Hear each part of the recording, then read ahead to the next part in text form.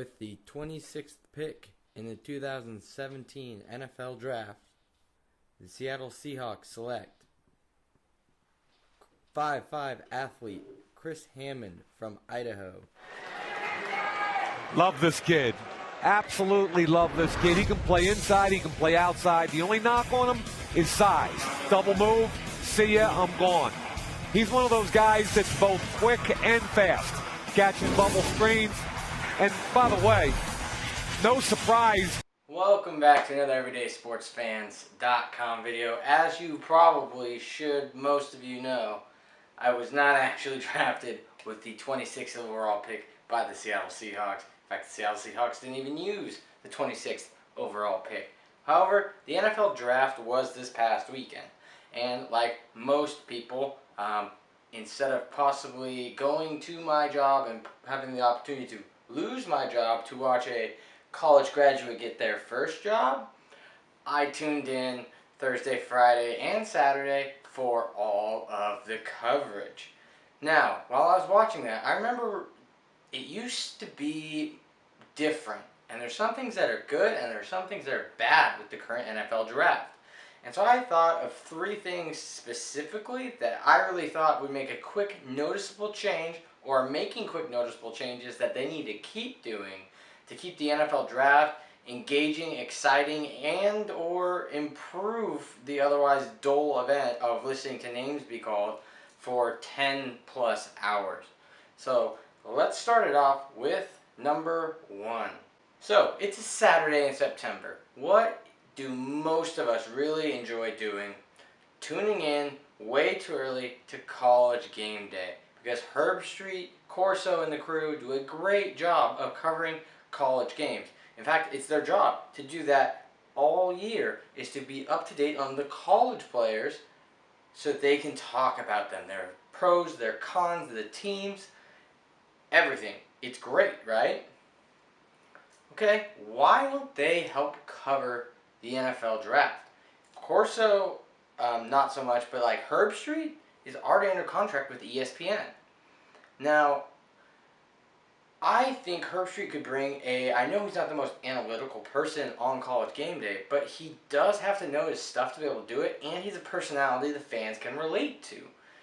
I think adding Herb Street and keeping Gruden, because if Gruden's, fired Football Coaches Association and Gruden's quarterback camps are part of the fun part of the draft now, is looking at these quarterbacks go through, and he does a great job in the draft coverage and Monday Night Football. Gruden is a keeper. Gruden's not going anywhere unless it's on the coaching field, and I don't think that's going to happen. But I think Herb Street, Gruden, great pair together. I don't know if it's just me. I think most people agree with me. Mel Kiper is an idiot. A huge idiot. I could almost do a mock draft and player preview better than him, and they're not paying me hundreds of thousands to millions of dollars or whatever Mel Kiper makes. However, I do think Todd McShay is more relatable, because you do need that scout analyst. So I think Todd McShay thrown in there with Gruden and with Herb Street would be a good mix. And you gotta keep Chris Berman just to keep the going, and you gotta have the one neutral person that's kind of just there to steer the conversation, and that's Berman to a T. In my opinion, he is ESPN's greatest asset, is Chris Berman. That's probably why he hasn't retired. But I think Gruden, Herb Street, McShay, and Berman would do a great job, because I think you need some college personalities to be there. And I mean, these NFL guys like Gruden, they've only been studying these people since the January, maybe late December, for bowl games and end of season, to the draft, which has been moved back, obviously, to kind of give these guys more time to look at them. But Herb Street's been following these guys for at least 3 years. You have to be a college athlete for 3 years to go to the NFL, unlike the NBA. So they've gotten to know most of these players. I think Herb Street could add some insightful information. At least wouldn't detract from it any more than what's available. And I know what a lot of you are saying, is they do have college personalities. They've had Urban Meyer on. They've had David Shaw on.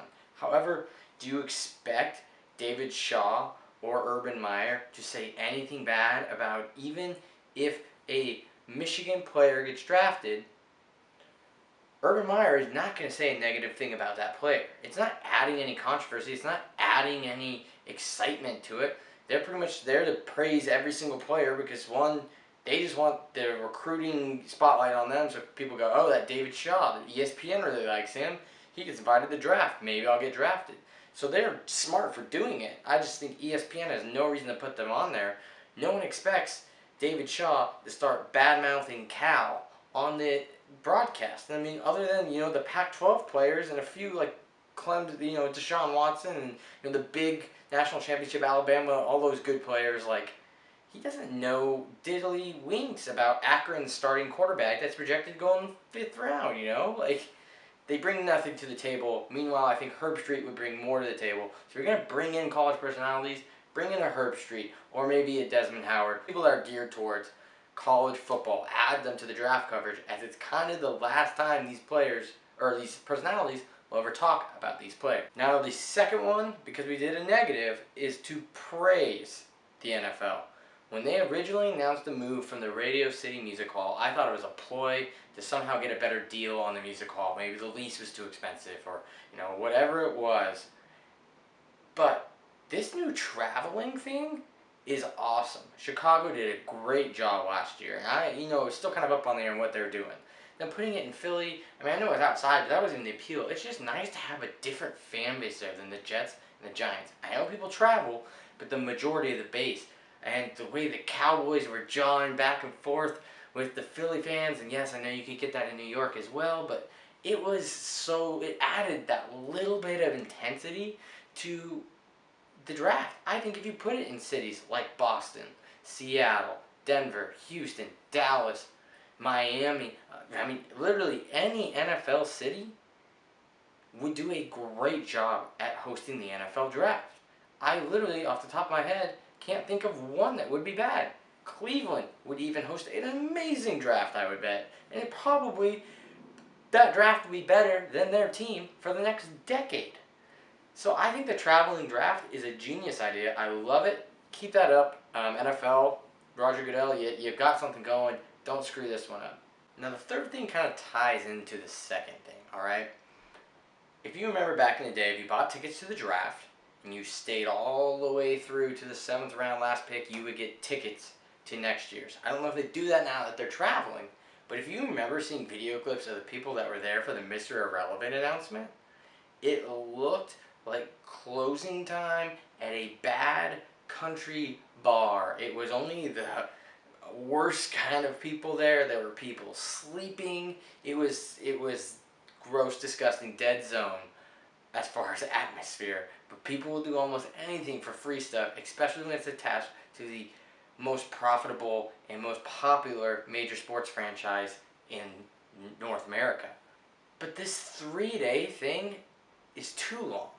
And starting on Thursday is also kind of ridiculous. If you're going to do the 3 days, now I don't know the logistics of this, or they have all the numbers, but why not do it Friday night when people can literally go out and maybe have a couple adult beverages with their friends and not have to worry about when the draft ends on the East Coast at like 11, waking up at 5 in the morning to go to work the next day.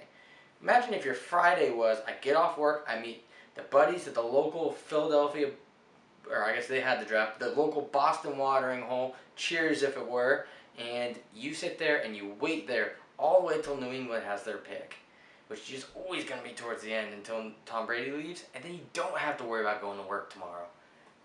Amazing idea. Just like moving the Super Bowl back 1 week to where we have that holiday, but we'll get into that into a different video, to actually create a Monday holiday, which the NFL already has and doesn't utilize. But back to the draft. I think moving it to Friday and maybe doing the first and second rounds, because not every team does have a pick in the first round. Obviously, as a Seahawks fan, I rarely get a pick in the first round. They always trade back. Now, I get that some people aren't going to be as excited after watching the whole first round and then the second round. It will take some of the appeal out of it, and that's something the NFL knows more about than I do. And I will admit that, and that's why I said they have the numbers. If it has to be this one, and then a couple rounds, 2, 3, and then you have to do 4, 5, 6, 7 on a third day. Make sure you comment down below on any things you think could make improvements to the NFL draft, or anything you love about the NFL draft that they should keep doing.